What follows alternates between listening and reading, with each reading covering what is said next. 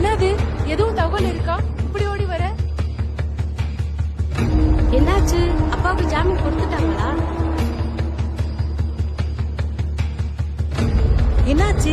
அப்பாக்கு ஸ்டார் பாட்டில் கிடைச்சிருச்சா? ஆமா, யார் அப்பான்னு கேக்குறாங்க?